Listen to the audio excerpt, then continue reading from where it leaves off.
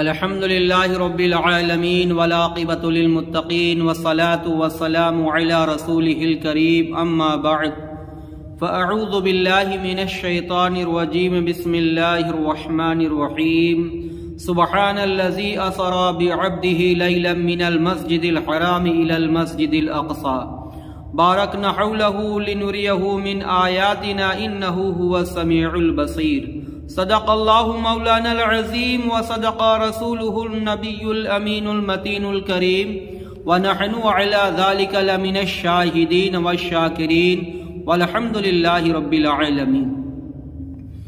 اعلی حضرت عظیم المرتبت مجدین و دین و ملت علیہ رحمت رضوان آقا کی مدح سرائی کرتے ہوئے نعت پاک لکھتے ہیں: واہ کیا جود و کرم ہے شہ بطحہ تیرا، واہ کیا جود و کرم ہے شہ بطحہ تیرا، نہیں سنتا ہی نہیں مانگنے والا تیرا، فرش والے تیری شوکت کا علو کیا جانے، خوش روا عرش پہ اڑتا ہے فریرا تیرا، اور میں تو مالک ہی کہوں گا کہ ہو مالک کے حبیب، یعنی محبوب محب میں نہیں میرا تیرا۔ خطبہ مسنونہ کے بعد بہت ہی مشہور و معروف آیت کریمہ تلاوت کرنے کا شرف حاصل کیا۔ اللہ تبارک و تعالی قرآن مجید فرقان حمید میں ارشاد فرماتا ہے: سبحان الذی اسری بعبدہ لیلا من المسجد الحرام الی المسجد الاقصی۔ سبحان الذی، پاک ہے وہ ذات جو اپنے خاص بندے کو لے گیا رات کے کچھ حصے میں، لیلا من المسجد الحرام، مسجد حرام سے، الی المسجد الاقصی، مسجد اقصی کے قریب، جس کے ارد گرد ہم نے رحمتیں نازل فرما رکھی ہے۔ انہ هو السمیع البصیر، اور وہ سننے والا دیکھنے والا ہے۔ تو سبحان الذی اسری فرمایا قرآن میں، قرآن مجید میں اللہ تبارک و تعالی نے سبحان الذی اسری فرمایا، پاک ہے وہ ذات۔ عرب میں جب کسی بات کا وضاحت بتانا مقصد ہوتا تھا تو اللہ تبارک و تعالی کے صفات کا تذکرہ کیا جاتا تھا۔ سبحان، پاک ہے وہ ذات، پاکی سے بیان کیا جاتا تھا تاکہ کوئی گنجائش شک و شبہات کا نہ رہے۔ تو اللہ تبارک و تعالیٰ نے اپنے پیارے محبوب صلی اللہ تعالی علیہ وسلم کی معراج کے متعلق قرآن مجید 15 پارے میں ارشاد فرمایا کہ پاک ہے وہ ذات جو لے گیا اپنے خاص بندے جناب احمد مجتبیٰ محمد مصطفیٰ صلی اللہ تعالی علیہ وسلم کو رات کے کچھ حصے میں مسجد حرام سے مسجد اقصی تک، اور سورہ نجم میں آگے جا کے اس کی تفصیل موجود ہے۔ تو واقعات معراج، یہ ماہ مکرم رجب المرجب کا مہینہ ہے، جس میں چاند کی 27ویں شب کو اللہ کے رسول صلی اللہ تعالی علیہ وسلم کو معراج مبارک سے نوازا گیا، اللہ کا دیدار کیا، جنت و جہنم کی سیر کی، روئے خلقت کی سیر کی۔ اسی کی روشنی میں، قرآن و حدیث کی روشنی میں آئیے میں آپ کے گوشے گزار کروں۔ درود پاک پڑھنے اس سے پہلے اللہم صلی علی سیدنا مولانا محمد وبارک وسلم، صلاۃ و سلام علیک یا رسول اللہ صلی اللہ تعالی علیہ وسلم۔ واقعات قبل ہجرت، حضور اقدس صلی اللہ تعالی علیہ وسلم کے 5 سال قبل، جب آپ مکہ نہیں چھوڑے تھے، ہجرت نہیں کی تھی، مدینہ نہیں تشریف لائے تھے، تو ہجرت سے 5 سال پہلے ام ہانی رضی اللہ تعالی عنہا کے گھر آرام فرما تھے۔ اور واقعات معراج کے متعلق الگ الگ تفصیلات، الگ الگ نقطے بیان کیے گئے ہیں۔ بعض نے یوں بیان کیا کہ واقعات معراج کیوں پیش آیا، کیونکہ اللہ کے رسول صلی اللہ تعالی علیہ وسلم اس دن نکلے اور لوگوں کو اسلام کی دعوت دی، کوئی قبول نہ کیا، جس سے اللہ کے رسول صلی اللہ تعالی علیہ وسلم غمزدہ ہوئے۔ ادھر نبی کا غمزدہ ہونا، ادھر اللہ تبارک و تعالی نے حضرت جبریل علیہ السلام کو بھیجا، کہا اے جبریل تمہارا آرام کرنے کا وقت نہیں، میرا محبوب دنیا میں غمزدہ ہے، لہٰذا اس کو جا کر یہ خوشخبری سناؤ کہ اللہ تبارک و تعالی تمہیں ملاقات کے لیے بلایا ہے۔ ان اللہ اشتاقا، کہ اللہ تعالیٰ تمہارے ملاقات کا اشتیاق ہے، ملاقات کرنا چاہتا ہے۔ تو اے جبریل ایسے نہ جاؤ، زمین و آسمان کو سجا دو اور جنت سے اپنے ساتھ 70,000 فرشتوں کی جماعت لے لو، اس شان و شوکت کے ساتھ میرے محبوب کی بارگاہ میں جانا۔ اس سے پہلے جانے سے پہلے، میرے محبوب کی بارگاہ میں جانے سے پہلے اتنا انتظام کر لینا۔ آئیے میں آپ کو نزہۃ المجالس جو علامہ صفوری علیہ رحمۃ رضوان نے لکھی ہے، اس کے حوالے سے آپ کو سناتا ہوں کہ شب معراج امام نودی علیہ رحمۃ رضوان ارشاد فرماتے ہیں کہ اعلان نبوت کے 5 سال قبل ماہ رجب المرجب کے 27 شب کو نبی کریم صلی اللہ تعالی علیہ وسلم کو مکہ مکرمہ میں معراج کی سعادت عظمیٰ سے نوازا گیا، اور 27 شب کو رجب کی یہ دعا پڑھے گا تو اللہ تبارک و تعالیٰ اس کی دعا کو قبول فرمائے گا، اس کے درجات کو بلند کرے گا، اور محشر میں اس کا دل اطمینان سے رہے گا، جبکہ دوسروں کے دل مردہ ہوں گے، یعنی پریشان حال میں ہوں گے۔ دعا یہ ہے اللہم انی اسألک بمشاہدۃ الاسرار المحبین وبالخلوۃ التی خصت بها سید المرسلین وحین الاسریت به لیلۃ السابع وشعیر ان ترجم القلب الخزین وتجیبین دعوت یا اکرم الاکرمین۔ تو یہ دعا پڑھیں، اور سورہ اخلاص کا ثواب، قل اللہ احد کا ثواب کیا ہے کہ حضرت امام حناتی رحمۃ اللہ تعالی علیہ فرماتے ہیں کہ شخص ماہ رجب میں یومیہ یعنی دن بھر میں ایک بار سورہ اخلاص پڑھے تو 10,000 اونٹوں پر کاغذ لاد دیا جائے، جو زمین و آسمان کے باشندوں کو سونے کے قلم دے دیے جائیں، اور وہ سورہ اخلاص کا ثواب ان کاغذوں پر درج کریں۔ حضرت امام غزالی فرماتے ہیں کتاب النصیحت میں رقم فرماتے ہیں، جو شخص بسم اللہ اور لا حول ولا قوت الا باللہ العظیم کے ساتھ ملا کے ہر روز سورہ اخلاص یعنی قل هو اللہ احد 100 بار پڑھا کرے، کبھی محتاج نہیں ہوگا اور ہر ظالم سے محفوظ رہے گا۔ سبحان اللہ، اتنی بڑی فضیلت ہے، تو ہمیں آپ کو چاہیے کہ یہ بھی عمل کریں۔ علامہ علائی رحمۃ اللہ تعالی علیہ معراج کے سلسلے میں بکثرت حدیث بیان کی جاتی ہے۔ شب معراج 5 سواریاں تھیں جن کی تفصیل اپنے مقام پر آئے گی۔ اوصاف جبریل کیسے تھے، ان کی قوت کیا ہے، ان کا مرتبہ کیا ہے، آئیے اس واقعہ سے آپ اندازہ لگائیں۔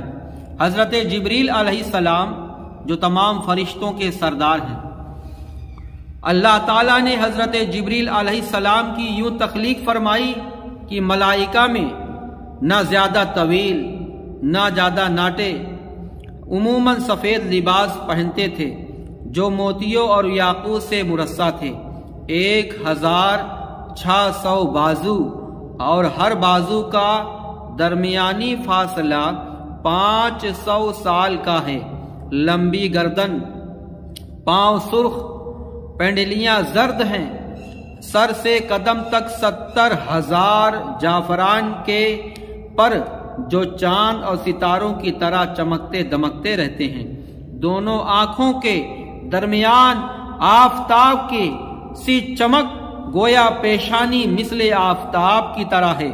حضرت جبریل حضرت میکائیل علیہ السلام سے 500 سال بعد پیدا کیے گئے، روزانہ جنت کی نہر سے غسل کرتے ہیں، جب بدن جھاڑتے ہیں تو 70,000 قطرے فرشتے بن جاتے ہیں جو تمام بیت المعمور کے طواف میں مصروف ہو جاتے ہیں، قیامت تک ان کی واپسی ممکن نہیں۔ حضرت عبداللہ بن عباس رضی اللہ تعالیٰ عنہ بیان کرتے ہیں کہ جبریل علیہ السلام روزانہ عرش کے دائیں طرف نہر میں سے کسی ایک نہر میں غسل کرتے ہیں تو ان کے حسن و جمال کی عظمت میں اضافہ ہو جاتا ہے۔ جب بدن جھاڑتے ہیں تو ہر پر سے 70,000 قطرے نکلتے ہیں اور ہر قطرے سے 70,000 فرشتے پیدا کیے جاتے ہیں، ان میں سے روزانہ 70,000 بیت المعمور میں داخل ہوتے ہیں، جبکہ 70,000 ملائکہ بیت اللہ شریف کی زیارت کے لیے زمین پر اترتے ہیں، وہ قیامت تک واپس نہیں پلٹیں گے۔ اسے حضرت امام نودی نے سورہ نحل کی اس آیت کریمہ میں فرمایا وَيَخْلُقُ مَا لَا تَعْلَمُونَ، وہ اللہ تعالی ابھی ایسی چیزیں بھی تخلیق فرمائے گا جس کا تمہیں علم نہیں۔ حضرت وہاب فرماتے ہیں کہ حضرت جبریل کی بارگاہ میں کھڑے ہیں، اللہ کی بارگاہ میں کھڑے ہیں، ان کے پاؤں لرز رہے ہیں اور ان کے ہر حرکت پر اللہ تعالی 1,00,000 فرشتے تخلیق فرماتا ہے جو اللہ تعالی کی اجازت کے سوا بولتے نہیں۔ جب انہیں اجازت ہوتی ہے تو لا الہ الا اللہ کا ذکر کرتے ہیں اور کلمہ کا ورد کرنے والے ایماندار کے لیے استغفار میں مشغول ہو جاتے ہیں۔ اللہ تعالی نے جب اپنے محبوب مکرم جناب احمد مصطفیٰ محمد مصطفیٰ صلی اللہ تعالی علیہ وسلم کی ملاقات کے لیے 1,00,000 فرشتے تخلیق اجازت دی کہ اللہ تعالیٰ نے جب اپنے پیارے محبوب صلی اللہ تعالی علیہ وسلم کو ایسے انعام و اکرام سے نوازنا چاہا تو حضرت جبریل کی طرف وحی فرمائی، تو عبدیت کے قدم پر قیام کر ربوبیت کی عزت و عظمت کو پہچان اور میرے شکر کے میدان میں چلو، میرے نیز قدر عظیم کا اعراف کرو۔ میں نے تجھ پر بڑا احسان فرمایا ہے، جو تمہارے پاس میرا حکم آئے اسے کان لگا کر سنو۔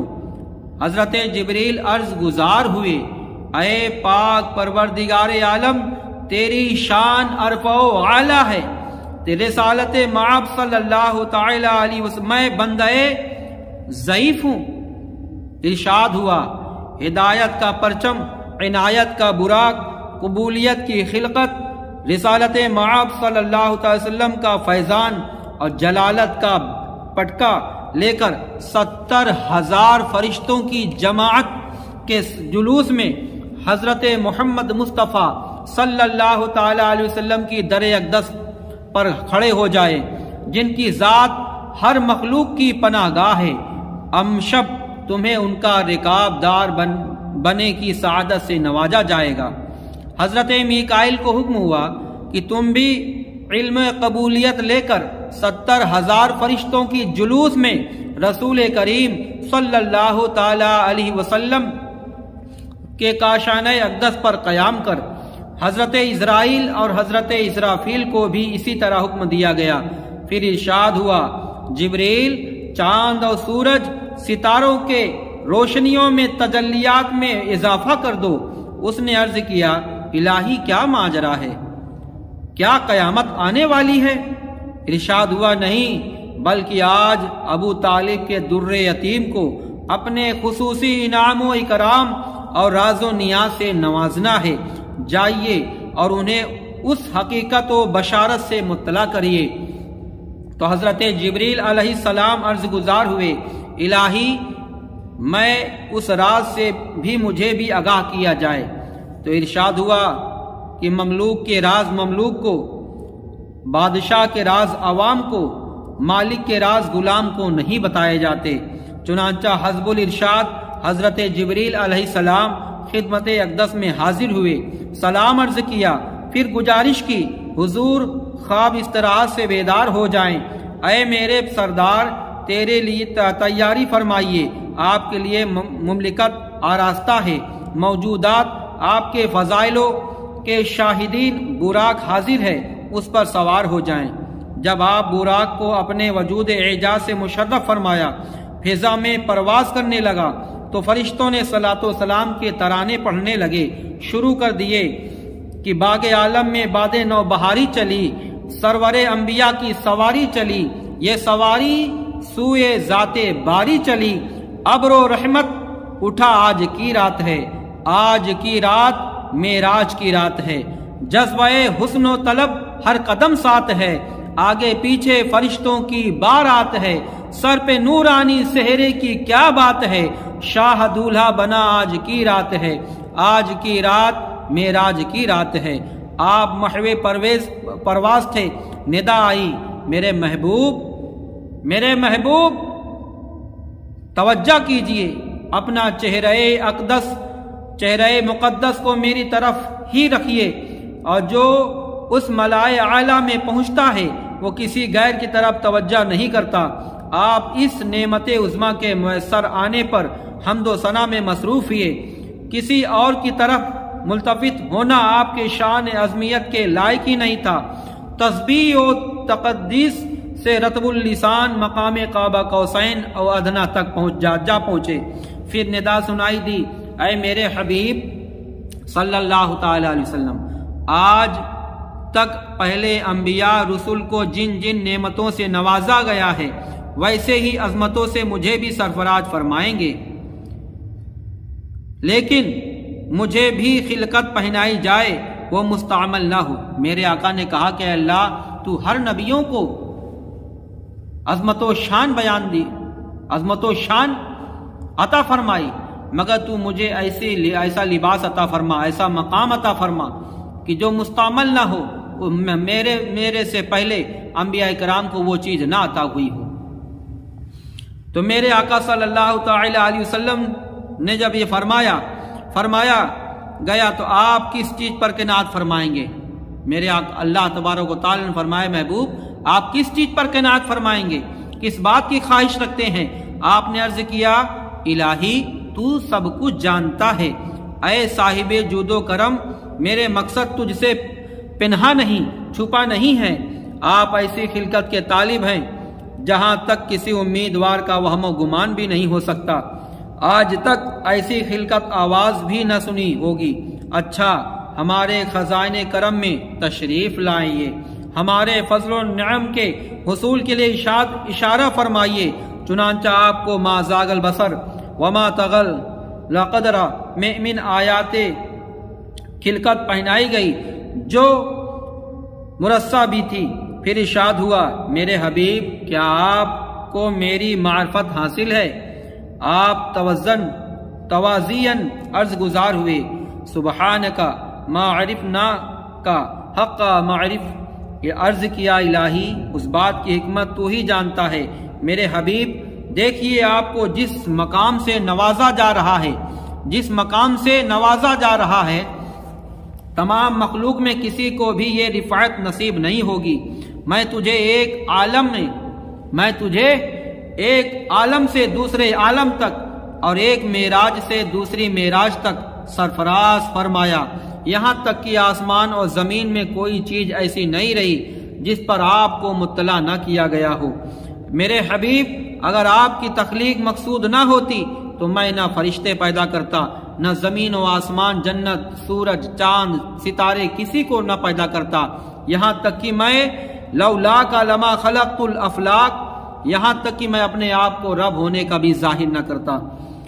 تو حضرت سیدنا عثمان بن عفان سے مروی ہے کہ میں سو رہا تھا، جب بیدار ہوا تو کائنات کو دن کی طرح روشن پایا۔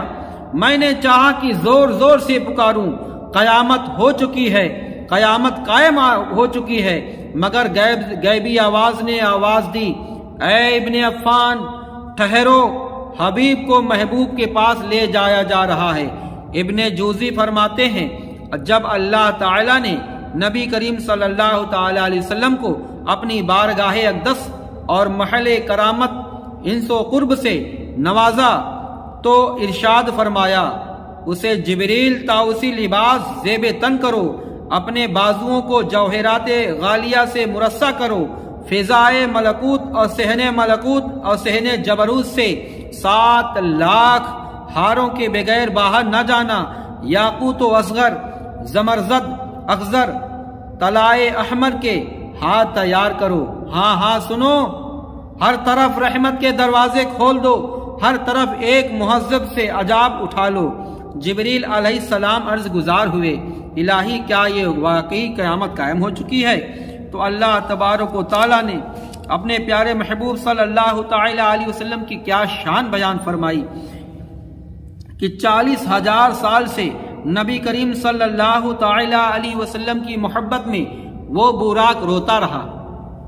جب جبریل علیہ السلام جنت میں حاضر ہوتے ہیں تو جنتی براق کو دیکھا۔ براق بنا ہے برق سے، برق کا معنی ہوتا ہے بجلی، یعنی وہ جانور جو کھچر سے چھوٹا ہو، گدھا سے بڑا ہو، شکل انسانی میں، وہ حضرت یعنی وہ براق جنت میں ڈھیر ساری سواریاں موجود تھی۔ تو اللہ تبارک و تعالیٰ نے فرمایا کہ اے جبرائیل جنت جاؤ اور براق لے کر میرے محبوب کی سواری لے کر میرے محبوب کے پاس حاضر ہو۔ تو جب جا کر جنت میں دیکھا کہ ایک سے بڑھ کر ایک حسین و جمیل خوبصورت براق موجود ہیں اور سب خوشم خرم ہے، یعنی سب خوش ہو رہے ہیں کہ ہم میں سے کسی کو محبوب کی سواری کے لیے چنا جائے گا، ہر ایک خوش ہے۔ اسی براق میں حضرت جبریل نے دیکھا ایک براق رو رہا تھا۔ تو حضرت جبریل علیہ السلام اس کے پاس جاتے ہیں، کہتے ہیں آج تو خوشی کا دن ہے اور سارے براق خوش ہیں اور تم رو رہے ہو۔ تو براق نے کہا اے جبرائیل منزل ایک ہے مگر راستے الگ الگ ہیں، کوئی اپنے محبوب کو رو کے منا لیتا ہے، کوئی ہنس کے منا لیتا ہے، میں اس لیے رو رہا ہوں کہ شاید اللہ کی بارگاہ میں میرا رونا پسند آ جائے اور اس کے محبوب کے لیے میں چن لیا جاؤں۔ جیسے محمود غزنوی علیہ رحمت رضوان اور شاہ مصر کا یمن کا بادشاہ جب مدینہ شریف میں حضرت محمود غزنوی علیہ رحمت رضوان حاضر ہوئے تو وہاں پر فقیرانہ لباس پہن کر شاہانہ لباس اتار دیا اور مشکیزہ اٹھا کر لوگوں کو پانی پلا رہے ہیں، لوگوں کو کھانا کھلا رہے ہیں، زائرین کی خدمت کر رہے ہیں۔ تو کسی نے پہچان کے کہا آپ تو مصر کے شہنشاہ ہیں اور آپ غزنی کے بادشاہ ہوتے ہوئے بھی آپ جو ہے فقیرانہ لباس پہنے لوگوں کو پانی پلا رہے ہیں، حالانکہ آپ کے پاس تو نوکر و چاکر موجود ہے۔ تو کیا بہترین انداز میں جواب دیا، کہا میں بادشاہ ہوں تو غزنی کا ہوں، میں حاکم ہوں تو غزنی کا ہوں، مگر میں محبوب کے در کا گدا ہوں، بھکاری ہوں۔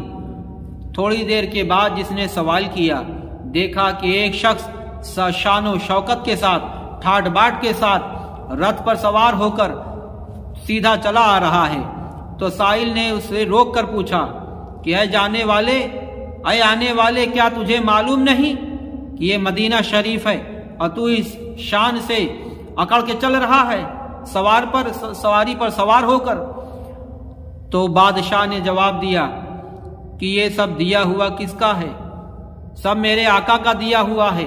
تو جس آقا نے دیا ہے میں اسی شان و شوکت کے ساتھ پہن کر اس لیے اللہ کے رسول کی بارگاہ میں حاضر ہوا ہوں تاکہ میرے آقا صلی اللہ تعالی وسلم اپنے چشمان مبارک سے بھی دیکھ لیں۔ سبحان اللہ۔ تو وہی برا کہہ رہا تھا کہ راستہ منزل ایک ہے مگر راستے الگ الگ ہیں، کوئی رو کر محبوب کو منا لیتا ہے، کوئی ہنس کر منا لیتا ہے، میں اللہ کی بارگاہ میں رو اس لیے رہا ہوں کہ شاید میرا رونا قبول ہو جائے اور میں محبوب صلی اللہ علیہ وسلم کے سواری کے لیے منتخب کر لیا جاؤں۔ تو اللہ تبارک و تعالیٰ نے فرمایا، اے جبرائیل، میرے محبوب کے سواری کے لیے اس جانور کو چن لیا جائے، اس کو میرے محبوب کی سواری کے لیے لے جاؤ۔ تو میرے آقا صلی اللہ تعالی علیہ وسلم نے کی سواری براق، حضرت جبریل نے اسے اپنے ساتھ لیا، جو گدھے سے بڑا تھا، کھچر سے چھوٹا تھا، چہرہ انسان کا تھا، دونوں آنکھیں نہایت خوبصورت اور سیاہ، نرم و نازک کان، رنگت طاؤسی، زہرہ کے مانند پیشانی، قوتی بدن، سر مشک خالص کا، گردن عنبری، شانے اور دونوں کانوں کے درمیان سنہری لگام، جواہر کا تاج، خالص ریشمی پلان، جہاں تک اس کی نظر جاتی تھی اس کا ایک قدم ہوتا تھا۔ حضرت جبریل نے اسے مزید سجایا، یاقوت و احمر کا زین سیٹ کیا، زبرجد کی لگام ڈالی۔ روض الافکار میں ہے کہ حضرت جبریل آسمان سے حرم تک مکہ میں اترے، آپ جہاں آرام فرما رہے تھے وہاں پہنچے، دروازہ کھٹکھٹایا، آواز دی، آرام و استراحت فرمانے والے بیداری کی طرف رجوع فرمائیں۔ اے ابی طالب کے یتیم، آپ کے مقاصد و مطالب کی تکمیل کا وقت آ پہنچا ہے۔ یا رسول اللہ صلی اللہ تعالی علیہ وسلم، آج آپ کی شب ہے، آج کی دولت صرف تیری ہے۔ آپ آفتاب و معارف اور بدر طائف ہیں، روز محشر پریشانی کے ملجا و ماوا ہیں، غم زدوں کو رضا مسدہ دیجیے کی ہے، بے کسوں کا سہارا ہمارا نبی۔ آپ کے لیے لامکا راستہ کیا گیا، جامع محبت آپ ہی کے وصل سے متعلق ہے، ساگر و منقشق آپ کا منتظر ہے۔ سید کائنات جبریل علیہ السلام کے جملہ کلمات کو سماعت فرمایا اور دریافت کیا، جبرائیل، کیا رحمت کی بشارت لائے ہو یا زحمت کی، یعنی اچھی خبر لائے ہو یا دکھ والی؟ تو جبریل علیہ السلام بولے، آپ کا رب آپ کو سلام فرماتا ہے اور اپنی خصوصی بارگاہ سے ان اسرار و رموز کو ودیعت فرمانا چاہتا ہے جو آپ کو آپ کے رب نے اس سے پہلے اس مرتبے سے کسی کو نہیں نوازا، تو درمیان شدہ ہے، طے شدہ ہے۔ آپ نے فرمایا، جبریل، میرے کریم نے مجھے طلب فرمایا ہے، ذرا ٹھہرو، ذرا یہ تو بتاؤ وہ میرے ساتھ کیا معاملہ فرمائے گا۔ جبریل عرض گزار ہوئے، اس لیے کہ اللہ تعالیٰ آپ کے صدقے آپ کے اصلاح و اخلاق کو بخشش سے نوازے۔ آپ نے فرمایا، یہ تو میرے لیے ہوا، میری گنہگار امتیوں کے لیے کیا ہوگا؟ تو حضرت جبریل نے کہا، وَلَا سَوْفَ يُعْطِيكَ رَبُّكَ فَتَرْضَىٰ، یقیناً آپ کا رب آپ کو اتنا عطا فرمائے گا کہ آپ راضی ہو جائیں گے، رضا کا اعلان فرما دیں گے۔ اسی لیے شاعر کہتا ہے، خدا کی رضا چاہتے ہیں دو عالم، خدا چاہتا ہے رضائے محمد صلی اللہ تعالی علیہ وسلم۔ آپ نے فرمایا، جبریل ٹھہرو، میں وضو بنا لیتا ہوں۔ وہ عرض گزار ہوئے، سرکار، بندہ آپ کے لیے سبیل کوثر کا پانی لایا ہے، یاقوت احمر کے ٹرے، سبز سند کا لباس اور نور کی دستار لایا ہے، جس پر 4 سطریں 4 لائنیں لکھی ہوئی ہیں، محمد الرسول اللہ، محمد نبی اللہ، محمد حبیب اللہ، محمد خلیل اللہ صلی اللہ تعالی علیہ وسلم۔ جنت سے اسے رضوان جنت لائے ہیں، ان کے 40,000 فرشتوں بھی خدمت کے لیے حاضر ہیں، جو زمین و آسمان کی پیدائش سے پہلے بھی آپ کی ذات اقدس پر صلاۃ و سلام میں مصروف رہتے تھے۔ ہم شب اس عظیم المثال لباس کو زیارت سے مشرف فرمائیے۔ سید عالم صلی اللہ تعالی علیہ وسلم جب وضو فرما چکے تو حکم ہوا، وضو کے پانی کو میکائیل کو دیتے ہوئے کہیے کہ اسے اسرائیل اور اسرافیل کے رضوان جنت کو پہنچا دیں، اور اسے جنت الفردوس کے حوروں کو بطور تبرک دیں، تاکہ حوران بہشت اپنے چہروں کا غازہ بنا لیں۔ جب حوروں نے وضو کے پانی کو اپنے چہروں پر لگایا تو حسن و جمال میں ناقابل بیاں حد تک اضافہ ہو گیا۔ الغرض حضرت جبریل علیہ السلام نے صفا کے جانب سے آپ کی خدمت میں براق پیش کرنا چاہا تو براق نے ذرا تیزی دکھائی، ذرا شیخی بگھاری۔ اس وقت صفا پر ایک مرد کی صورت میں بت بنا ہوا تھا۔ آپ نے اس کی طرف اشارہ کرتے ہوئے فرمایا، بھلا اس بدبخت شکی کی کون عبادت کرے گا؟ حضرت جبریل نے براق کو تنبیہ کی اور کہا، تجھے معلوم ہونا چاہیے تیرے پشت پر آج کون سوار ہوا چاہتا ہے۔ مجھے اس ذات اقدس کی قسم، ان سے افضل کون جہاں میں ہی ہے، یعنی ان سے میرے آقا سے بہتر کوئی افضل والا نہیں۔ براق قدرے شرمندہ ہوا، پوچھنے لگا، یہی عربی نبی ہیں؟ کیا یہی صاحب کوثر ہیں؟ کیا حسن و جمال کی تخلیق کا بھی یہی باعث ہیں؟ کیا یہی شافع محشر ہیں؟ حضرت جبریل علیہ السلام نے کہا، ہاں ہاں۔ تو براق نے اپنی پیٹھ جھکا دی، عرض گزار ہوا، حضور مجھے اپنے وجود مسعود سے مشرف فرمائیے۔ ہاں، ایک گزارش بھی ہے، اپنے کرم سے منظور کیجئے کہ وہ یہ کہ روز حشر بھی مجھے خدمت کا موقع فراہم کریں۔ میں امید کرتا ہوں کہ فراموش نہیں فرمائیں گے۔ جب آپ براق پر سوار ہونے لگے تو آپ کی آنکھیں نمناک ہو گئی۔ جبریل نے حیرانی کے عالم میں پوچھا، یا رسول اللہ، یہ معاملہ کیا ہے؟ یہ تو اللہ سے ملاقات کا وقت ہے، خوشی اور شادمانی کا وقت ہے، اور آپ رو رہے ہیں۔ آنکھوں سے آنسو کیسے ہوئے بہے؟ آپ کے چشمان مبارک پر آنسوؤں کی جھڑی کیوں لگ رہی ہے؟ فرمایا، اے جبرائیل، مجھے اس وقت امت کی یاد آ رہی ہے۔ جبریل، یہ تو بتائیے قیامت دن میری امت کو سواریاں میسر ہوں گی؟ جبریل عرض گزار ہوئے، اللہ کا وعدہ ہے کہ یوم نحشر المومنین الی الرحمن وفدا، ایمانداروں کو اس دن ہم رحمان کے خدمت میں حاضر کے لیے سواریاں مہیا کریں گے۔ یہ سنتے ہی رحمت عالم صلی اللہ تعالی علیہ وسلم مطمئن ہوئے۔ جبریل امین سے سرکار فرمانے لگے، یہ کتنی عجیب بات ہے، ضعیف سا حیوان محبت اور اس کے اسرار کو اٹھانے کے لیے آمادہ ہے، اور جس کے اٹھانے سے زمین و آسمان، پہاڑ، یہاں تک کہ عاجز آ گئے۔ نیز اے جبرائیل، براق مسافت طے کرتی ہوئی راستہ اپنے سوار سے دریافت کرتی جا رہی ہے۔ ارشاد ہوا، جہاد حوادث کے محل ہے، میرا حبیب جہاد سے مبرا ہے، میرے پاس چل کر آنے سے رسائی ممکن نہیں۔ آپ صلی اللہ علیہ وسلم ارشاد فرماتے ہیں کہ میں ام ہانی کے گھر آرام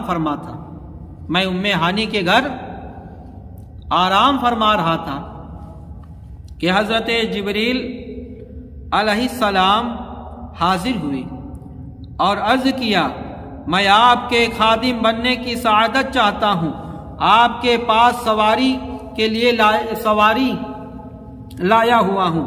بادشاہ اور اہل سلوک کے رسم و رواج کو ملحوظ رکھا جائے تاکہ اعجاز و اکرام کے موافق معاملہ طے ہو۔ جب آپ سوار ہوئے تو جبریل نے براق کی لگام تھامی، میکائیل نے رکاب پکڑی، اسرافیل لباس کے کناروں کو مس کرنے لگا۔ براق جبکہ مکہ مکرمہ کی بلندیوں سے پرواز کرنے لگا، یہاں تک کہ آپ مدینہ طیبہ پہنچے۔ جب مدینہ طیبہ پہنچے تو وہاں آپ کی سواری رکی اور حضور اقدس صلی اللہ تعالی علیہ وسلم کو کہا گیا 2 رکعت نماز ادا کریں، تو آپ 2 رکعت نماز ادا کرتے ہیں۔ اور پھر وہاں سے حضرت جبریل سے پوچھا کہ کون سی جگہ ہے؟ کہا، یا رسول اللہ، یہ مقام ہجرت ہے، جب آپ مکہ چھوڑ کے آئیں گے تو یہی آپ کی قیام گاہ ہوگی، جسے مدینہ شریف کہا جائے گا۔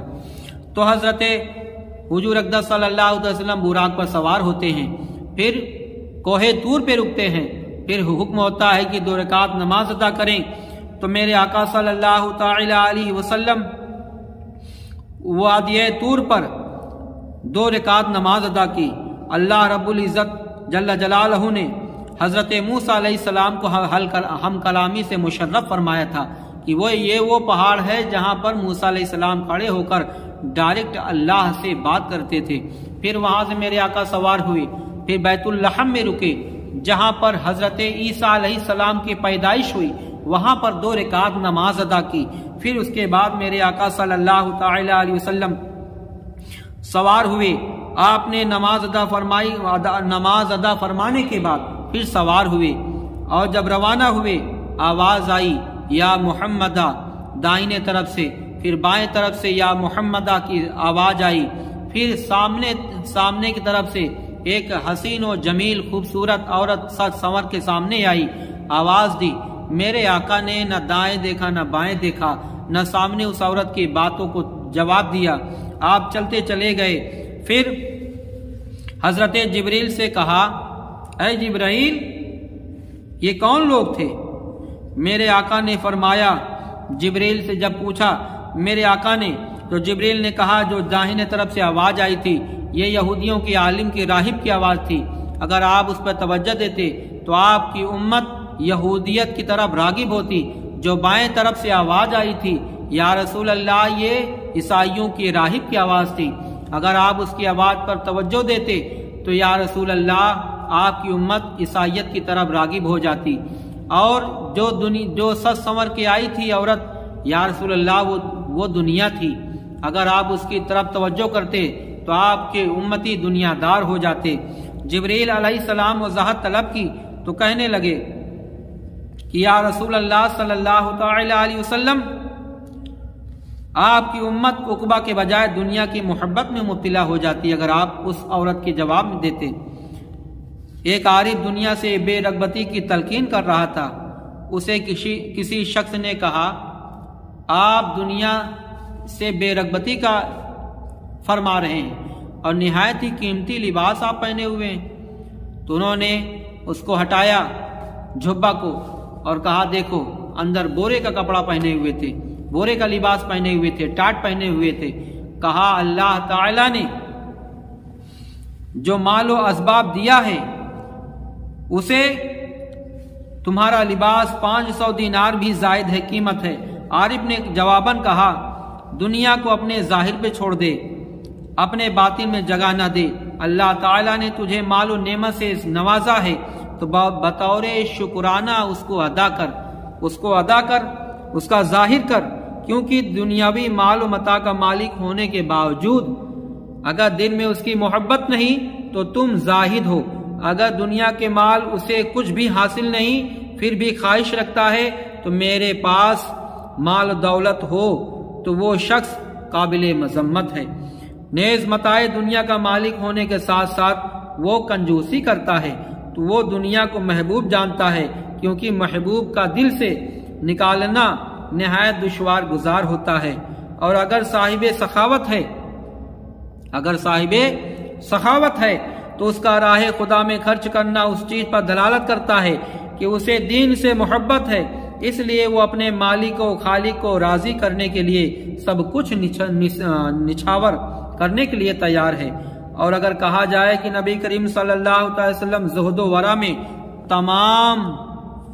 تمام کے تمام مخلوق سے آگے تھے تو آپ نے یہ کیسے فرمایا تمہاری دنیا سے 3 چیزیں مجھے محبوب ہیں، دنیا سے تمہاری 3 چیزیں محبوب ہیں۔ میرے نبی نے فرمایا، ایک خوشبو، دوسری عورت، تیسری میری آنکھوں کی ٹھنڈک نماز ہے۔ تو جواباً کہا گیا یہ تینوں چیزیں صورتاً دنیا ہیں لیکن حقیقتاً دنیا نہیں۔ کیوں؟ کیونکہ ایسی دنیا مضمون ہے جو کفایت سے زائد ہو۔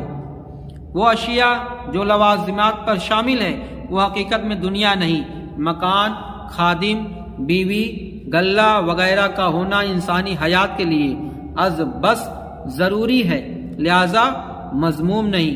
دوسری بات کہ نبی کریم صلی اللہ تعالی علیہ وسلم شریعت مقرر کرنے والے ہیں، اللہ تعالی نے ان کے لیے یہ تینوں چیزیں محبوب بنا دی اور منشاء خداوندی کے مطابق اعلان محبت فرمایا تاکہ قیامت تک آپ کی اتباع میں شریعت کے ملحوظ رکھا جائے۔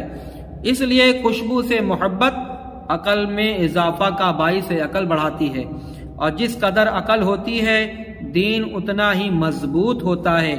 عورت پارسائی ہے، نسل انسانی کی بقا کا سبب ہے، عیال کی کثرت بندگان خدا کی کثرت پر دلالت کرتی ہے، اور بندگان خدا کی کثرت عبادت کی کثرت پر دلالت کرتی ہے۔ اللہ تعالیٰ نے کوئی بھی ایسا نبی نہیں بھیجا جس نے نکاح نہ کیا ہو، حتیٰ کہ یحییٰ علیہ السلام انہوں نے نکاح تو کیا مگر اپنی عورت سے، فرمایا مجھے عورتوں سے کوئی رغبت نہیں۔ چنانچہ قرآن کریم میں کلمہ حصور آپ کے لیے موجود ہے، اور حضرت عیسیٰ کے متعلق آیا ہے جب آپ آسمان سے دنیا پر تشریف لائیں گے تو نکاح بھی فرمائیں گے۔ بعض نے فرمایا خوشبو سے مراد حضرت اویس قرنی کا قلب مبارک ہے، کیونکہ آپ سوختہ آتش عشق رسول اللہ صلی اللہ تعالی علیہ وسلم ہیں۔ اسی لیے نبی کریم نے فرمایا یمن کی طرف سے مجھے رحمان کی خوشبو آتی ہے۔ آپ کا مزار مقدس کوفہ میں ہے۔ حضرت علی کے زمانے میں آپ کا وصال ہوا۔ باب زہد میں تفصیل گزر چکی ہے۔ تو دنیا کی بے ثباتی کے سلسلے میں شیخ عارف باللہ جلیل القدر تقی الدین حزی اپنی تصنیف تنبیہ السالک میں کیا خوب فرماتے ہیں کہ ایک نہ ایک دن دوستوں سے جدائی لازمی ہے، اور اس دار دنیا سے کوچ بھی ضروری ہے۔ دنوں کا ختم ہونا جب لازم ٹھہرا تو بھلا میں کہاں اور پھر میری آرزوئیں کہاں؟ جب موت یقینی ہے تو پھر میں کہاں اور ہنسی کہاں؟ ہاں افسوس میں کتنا غافل ہو چکا ہوں کہ اپنی جان پر ایک آنسو بھی نہیں بہا پاتا، اور جب اپنی کوتاہیوں پر از خود میں ہی نہ روؤں تو اور کون روئے گا؟ حضرت خواص فرماتے ہیں کہ زہد 3 حرف سے مرکب ہے، زے سے ترک زینت، ہا سے ترک ہوا، اور دال سے ترک دنیا۔ بعض نے فرمایا کہ زہد عاجزی اور انکساری کے بغیر اپنے جیسے بے پھل درخت، عبادت بلا علم ایسے جیسے ہاتھ میں تیر کمان اور ستاروں کو نشانہ بنانا۔ تو نبی کریم صلی اللہ تعالی علیہ وسلم ارشاد فرماتے ہیں کہ میرے آقا صلی اللہ تعالی علیہ وسلم کے پھر میں نے عمدہ لباس زیب تن کیے، خوشبو لگائے، اور خوشبو لگانے کے بعد ایک جوان دیکھا جس نے میری پیشانی کو چوما اور تھوڑی دیر مجھ سے غائب رہا، پھر حاضر ہوا۔ جبریل سے دریافت کیا کون تھا؟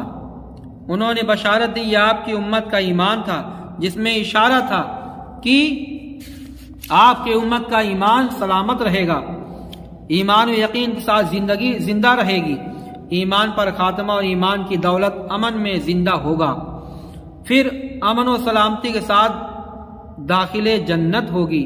آپ صلی اللہ علیہ وسلم نے فرمایا میرے پاس 3 پیالے لائے گئے، پانی، دودھ، شراب کا۔ میں نے دودھ کا پیالہ پیا، جبریل علیہ السلام عرض گزار ہوئے، آپ نے فطرتاً پر قبضہ کر لیا، اگر آپ پانی استعمال کرتے تو آپ کی امت غرق ہو جاتی، اگر آپ شراب کا پیالہ اٹھاتے تو امت بے عقل ہو جاتی۔ آپ تھوڑا سا دودھ نوش فرمایا۔ یا رسول اللہ، اگر آپ پورا پیالہ دودھ پی لیتے تو آپ کے سارے امتی دوزخ میں نہ جاتے۔ میں نے کہا، حضور نے کہا اچھا لاؤ۔ جبریل عرض گزار ہوئے اب وقت نہیں، جو ہونا تھا ہو چکا۔ تو سید عالم صلی اللہ تعالی علیہ وسلم فرماتے ہیں کہ میرے پاس سفید، سبز، زرد اور سیاہ رنگ کے لباس لائے گئے، میں سفید لباس پسند کیا۔ جبریل عرض گزار ہوئے کہ سفید لباس اہل اسلام کا ہے، جبکہ زرد اہل کتاب کا ہے۔ اس انتخاب کے سبب آپ کی امت یہودیت اور عیسائیت سے محفوظ ہو کر، سیاہ لباس دوزخیوں کا ہے۔ آپ کی امت کو دوزخ سے کیا نسبت؟ نبی کریم صلی اللہ علیہ وسلم نے فرمایا سفید لباس پہنا کرو، کیونکہ نہایت پاکیزہ اور عمدہ ہوتا ہے۔ تو حضرت علی رحمۃ اللہ تعالی فرماتے ہیں کہ نبی کریم صلی اللہ تعالی علیہ وسلم شب معراج جب مسجد اقصی پہنچا تو دروازہ پر مجھے 3 شخص ملے، ایک کے ہاتھ میں دودھ کا پیالہ، ایک کے پاس پانی اور ایک کے پاس شراب کا برتن، مجھے تینوں چیز میرے سامنے پیش کیا گیا تو میں دودھ کے پیالے کو پسند فرمایا، اور جب دودھ کے پیالے کو پسند فرمایا تو حضور اقدس صلی اللہ علیہ وسلم نے وہاں اپنے جانور کو براق کو باندھا، جہاں انبیاء کرام اپنے جانوروں کو باندھا کرتے تھے۔ پھر میں میرے آقا صلی اللہ تعالی علیہ وسلم نے مسجد اقصی میں نماز ادا فرمائی، آپ امام بنے، سارے انبیاء اور فرشتے مقتدی بنے۔ ام المومنین حضرت عائشہ صدیقہ فرماتی ہیں کہ شب معراج نبی کریم صلی اللہ علیہ وسلم کا ایسے قوم پر گزر ہوا جو جزام ایسے مرض میں مبتلا تھی، آپ نے اس پر تعصب کا اظہار فرمایا تو آپ کو آگاہ کیا گیا کہ یہ ایسے لوگوں کی اولاد ہیں جنہوں نے کبھی عافیت طلب نہ کی تھی، اگر وہ ان کلمات کا وظیفہ کر لیتے تو اس موذی مرض میں مبتلا نہ ہوتے۔ وہ دعا کیا ہے؟ سبحان اللہ وبحمدہ ولا حول ولا قوۃ الا باللہ العلی العظیم۔ نبی کریم صلی اللہ تعالی علیہ وسلم نے فرمایا، حضرت قیظہ رضی اللہ تعالی سے فرمایا کہ تم بعد از نماز فجر ان کلمات کو تین بار پڑھنا اپنا معمول بنا لو تو نابینائی، جزام و فالج سے عافیت میں رہو گے۔ سبحان اللہ العظیم و بحمدہ۔ حضرت سعد بن مسیب فرماتے ہیں، جو آدمی اللہ تعالیٰ کے اس کلام کو پڑھنا اپنا معمول بنا لے تو اللہ تعالیٰ اسے جو مانگے گا، اللہ تعالیٰ سے جو مانگے گا اللہ تعالیٰ عطا فرمائے گا۔ اللہم فاطر السماوات والارض عالم الغیب والشہادۃ انت تحکم بین عبادک فیما کانوا فیہ یختلفون۔ سید عالم صلی اللہ تعالی علیہ وسلم مزید فرماتے ہیں، حسبنا اللہ نعم الوکیل کا وظیفہ بے نیازی کر دیتا ہے، امام غزالی فرماتے ہیں۔ اور آٹومیٹک فصل، میرے آقا صلی اللہ تعالی علیہ وسلم نے دیکھا شب معراج کہ میرے آقا نے دیکھا کہ ایک ایسی قوم پر گزر ہوا جو یومیہ فصل بوتے، یعنی فصل بوتے اور اسی روز وہ فصل پک کر تیار ہو جاتی اور وہ لوگ فوراً اسے کاٹ لیتے۔ جبریل نے عرض کیا آپ کے ارشاد پر، میرے آقا نے فرمایا یہ کون لوگ ہیں؟ میرے آقا نے جب سوال کیا کہ جبریل یہ کون لوگ ہیں تو حضرت جبریل نے عرض کیا یہ وہ ایماندار ہیں جو جہاد میں مصروف رہتے تھے۔ انہوں نے کہا کہ راہ خدا میں مجاہدین کی نیکیاں 700 گناہ بڑھ جاتی ہے۔ نیز فرمایا ایک اور قوم پر گزر ہوا جن کے سر پتھر سے کچلے جا رہے تھے، پھر اپنی اصلی حالت پر نمودار ہو جاتے تھے۔ آپ کے اس فرمان پر میرے آقا صلی اللہ تعالی علیہ وسلم نے حضرت جبریل سے پوچھا کہ اے جبریل یہ کون لوگ ہیں؟ تو جبریل نے کہا یہ وہ لوگ ہیں جن پر نماز گرا گزرتی تھی، اسی لیے ایسی سزا میں مبتلا ہیں۔ اللہ اکبر۔ جو نماز پڑھتے تھے مگر وقت گزار کے پڑھتے تھے، گرا گزرتی تھی، آپ ان کا اندازہ لگائیں جو نماز کی پابندی نہیں کرتے۔ اللہ اللہ، ان کا حشر کیا ہوگا۔ اللہ تعالی ہم سبھی کو نماز پنجگانہ ادا کرنے کی توفیق دے۔ آپ فرماتے ہیں کہ پھر ایسی قوم سے گزر ہوا جن کے آگے پیچھے پیوند لگے ہوئے تھے اور زقوم ان کی خوراک تھی، کانٹے دار ان کو کھانے کے لیے دیا جا رہا تھا۔ تو جبریل علیہ السلام سے میرے آقا نے فرمایا یہ کون لوگ ہیں، کس جرم میں ان کو یہ سزا مل رہی ہے؟ جبریل نے عرض کیا یا رسول اللہ یہ وہ لوگ ہیں جو زکوٰۃ ادا نہیں کرتے تھے۔ حضرت مجاہد حضرت قتادہ رضی اللہ تعالی فرماتے ہیں کہ زری ایک کانٹے دار گھاس ہوتی ہے جو زمین پر پھیلتی ہے، اسے اونٹ بڑے ذوق سے کھاتے ہیں۔ موسم بہار میں اس کو شبرک اور گرما میں زری کہتے ہیں۔ عبداللہ بن عباس فرماتے ہیں زری الوے سے زیادہ کڑوی، مردار سے زیادہ بدبودار اور آگ سے زیادہ گرم ہوتی ہے۔ اللہ تعالی ہمیں اس سے محفوظ رکھے، آمین۔ طیب اور خبیث، میرے آقا صلی اللہ تعالی علیہ وسلم فرماتے ہیں پھر میرا ایک ایسی قوم کے اوپر سے گزر ہوا جن کے سامنے حلال و طیب، حرام و خبیث گوشت پڑا ہوا تھا۔ وہ پاکیزہ گوشت، پاکیزہ کھانا، پاک کھانا چھوڑ کر، حلال کھانا چھوڑ کر حرام اور خبیث کی طرف لپکتے تھے۔ میرے آقا نے حضرت جبریل سے پوچھا یہ کون لوگ ہیں جو حلال چیز چھوڑ کر حرام کی طرف جا رہے ہیں؟ تو جبریل نے عرض کیا یا رسول اللہ یہ وہ لوگ ہیں جو اپنی بیویوں کو چھوڑ کر شادی شدہ ہیں، نکاح والے ہیں، اپنی بیویوں کو چھوڑ کر دوسری عورتوں کے پاس جا کر مکالہ کرتے ہیں، یہ زانی ہیں جو حرام کاری میں مبتلا ہیں۔ حضرت شیخ تقی الدین خسی فرماتے ہیں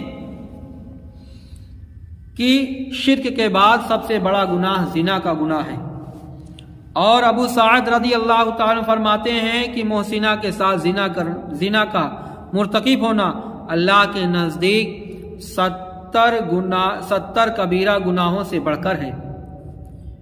نیز فرمایا ہمارا ایسی قوم پر گزر ہوا جن کی زبانیں کینچیوں سے کاٹی جا رہی تھی، جب زبانیں کٹ جاتی تو پھر اپنی اصلی حالت پر آ جاتی، تو میرے آقا صلی اللہ تعالی علیہ وسلم فرماتے ہیں کہ اے جبریل یہ کون لوگ ہیں کہ جن کے زبانیں کٹ جاتی پھر صحیح ہو جاتی پھر کاٹی جاتی؟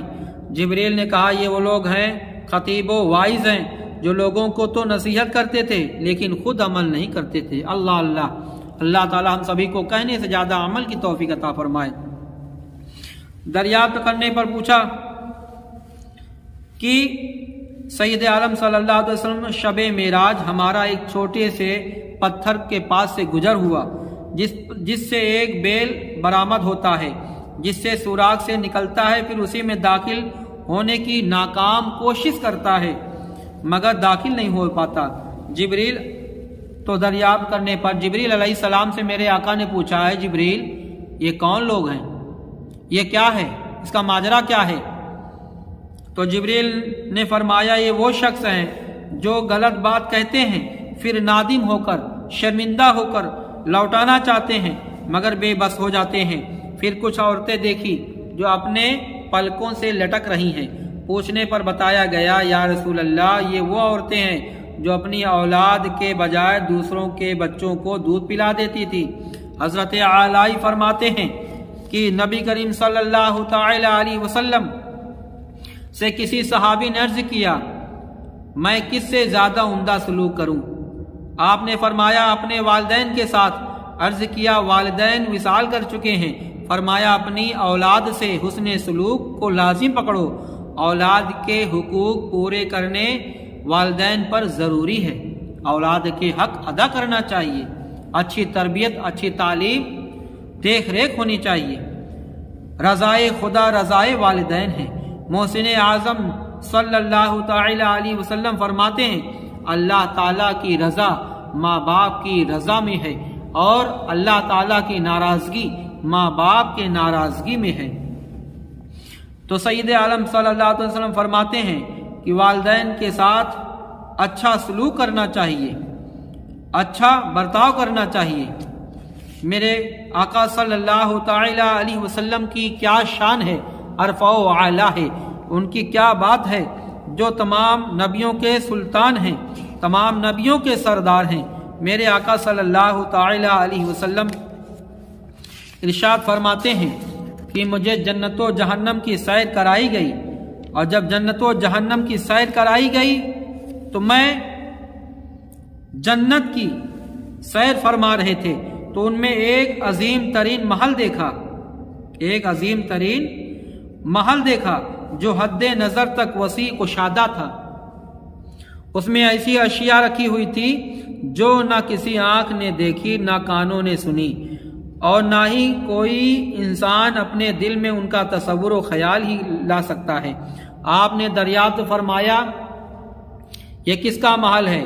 آواز آئی یہ حضرت خدیجۃ الکبریٰ رضی اللہ تعالی عنہا۔ آپ نے فرمایا میں انہیں ہدیہ تبریک پیش کرتا ہوں۔ اللہ تعالیٰ نے مال دنیا کے بدلے جنت میں کتنا بڑا محل عطا فرمایا۔ اور میرے آقا صلی اللہ تعالی علیہ وسلم، امام محب طبری رحمۃ اللہ تعالی علیہ اور زہری اور حضرت قتادہ سے مروی ہے کہ عورتوں میں سب سے پہلے حضرت خدیجۃ الکبریٰ رضی اللہ تعالی عنہا ایمان لائی۔ نبی کریم صلی اللہ تعالی علیہ وسلم نے ماہ رمضان المبارک میں پیر کے دن اپنی بعثت کا اعلان فرمایا۔ حضرت خدیجہ نے اسی روز ہی آپ کی نبوت اور رسالت کی تصدیق کی اور ایمان کا شرف پایا۔ نبی کریم صلی اللہ علیہ وسلم ماہ رمضان المبارک میں معمول تھا کہ غار حرا میں جا کر مصروف عبادت رہے۔ جب مہینہ گزر جاتا آپ مکہ مکرمہ تشریف لے آتے۔ گھر جانے سے قبل بیت اللہ شریف کا 7 بار طواف کرتے۔ جس سال آپ مبعوث ہوئے اور اعلان نبوت اور رسالت کا فرمان جاری ہوا، اس وقت آپ غار حرا میں جلوہ فروز تھے۔ جبریل علیہ السلام کے حکم، اللہ تعالیٰ کے حکم سے آپ کی خدمت میں وحی لے کر حاضر ہوئے تو حضرت اسرافیل 3 سال تک پیغام وحی لاتے رہے۔ اس کے بعد حضرت جبریل علیہ السلام کے ذمہ وحی کو سپرد کیا گیا۔ وحی کی 7 قسمیں ہیں: خواب میں، بیداری میں، شب معراج میں، ایک قسم وہ جو اسرافیل لے کر اترے ہیں، ایک قسم جو حضرت جبریل لاتے رہے، ایک جرس ٹیلی فون یعنی گھنٹی کی آواز جیسی سنائی دیتی تھی، ایک قسم دل پر کلمات کا القاء ہوتا تھا، ایک پس پردہ اللہ تعالیٰ آپ کو ہم کلام ہونا تھا۔ تو اللہ تعالیٰ کا ارشاد ہے وما کانا لبشرانی بکل مطل، جس میں اللہ تبارک و تعالیٰ نے کسی انسان کے یہ طاقت نہیں کی وہ اللہ تعالیٰ کے روبرو ہم کلام ہو۔ ہاں البتہ وہ بذریعہ وحی پس پردہ اپنے پیغام رسا کے وسعت سے ہم کلامی کا شرف عطا کرتا ہے۔ حضرت داؤد علیہ السلام موسیٰ علیہ السلام بذریعہ وحی حضرت موسیٰ علیہ السلام پر پس پردہ نبی کریم صلی اللہ علیہ وسلم سے حضرت جبریل کے ذریعے مقام کلام شرف حاصل تھا کہ جب اللہ تعالیٰ نے نبی کریم صلی اللہ علیہ وسلم کی خدمت میں جبریل حاضر ہوئے تو پتھر والے فرمایا کہ پتھر الصلاۃ والسلام علیک یا رسول اللہ صلی اللہ تعالی علیہ وسلم پڑھتا تھا۔ جب پتھر میرے آقا کی تعریف بیان کرتا ہے اور میرے آقا صلی اللہ تعالی علیہ وسلم کی کیا شان عرفہ و اعلیٰ ہے، درود پاک پڑھیں اللہم صلی علی سیدنا مولانا محمد وبارک وسلم صلاۃ و سلاما علیک یا رسول اللہ صلی اللہ تعالی علیہ وسلم۔ تو معراج کے متعلق جب آقا صلی اللہ تعالی علیہ وسلم لوگوں کو یہ پیغام بتایا تو لوگوں نے سوال کیا۔ مقام سدرہ کے قریب جو اونٹوں کے بارے میں حدیث بیان کی جاتی ہے، یہ حدیث موضوع ہے، اس کی معتبر کتابوں سے ثابت نہیں۔ اور معراج کی رات اللہ تعالیٰ نے حضور صلی اللہ تعالی علیہ وسلم اللہ تعالیٰ کی زیارت کی، اس بات پر تقریباً علماء امت کا اجتماع ہے۔ حضور علیہ السلام معراج کی رات ظاہری آنکھوں سے دیدار الہی سے مشرف ہوئے۔ مواہب لدنیہ جلد سوم صفحہ نمبر 37 میں عبداللہ بن عباس فرماتے ہیں کہ ابراہیم علیہ السلام کو شرف خلقت اور موسیٰ علیہ السلام کو شرف تکلم اور محمد صلی اللہ علیہ وسلم کو شرف دیدار سے مشرف فرمایا۔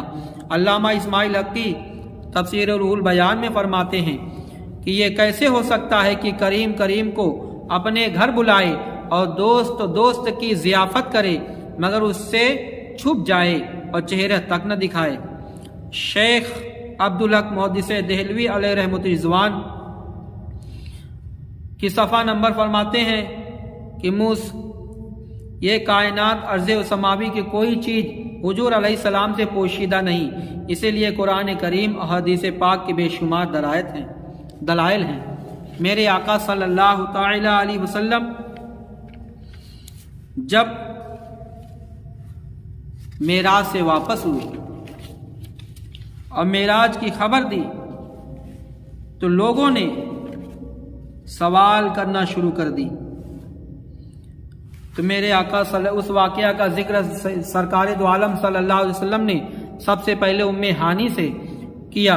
انہوں نے عرض کیا اس کا ذکر عام نہ کیا جائے، لوگ انکار کریں گے، مگر حضور اسلام نے فرمایا میں حق بات کرنے سے کبھی باز نہیں رہ سکتا، چاہے کوئی تصدیق کرے یا نہ کرے۔ ابو جہل نے یہ واقعہ سنا تو صدیق اکبر کے پاس پہنچا اور کہا کیا تو نے یہ سنا کہ محمد کیا کہتے ہیں؟ کیا بات تسلیم کی جا سکتی ہے؟ اتنی جلدی بیت المقدس اور آسمان کا سفر طے کر لیا جائے؟ صدیق اکبر نے فرمایا تسلیم تو نہیں کی جا سکتی، مگر لئن قال لا صدق، اگر میرے آقا نے فرمایا ہے تو ضرور سچ فرمایا ہے، ان کی زبان پر جھوٹ نہیں آ سکتا۔ عقل قربان کن ببیش مصطفیٰ، ابو جہل نے حضور کو علیہ السلام کو کہا کیا آپ یہ بات پوری قوم کے سامنے کہنے کے لیے تیار ہیں؟ آپ نے فرمایا بے شک۔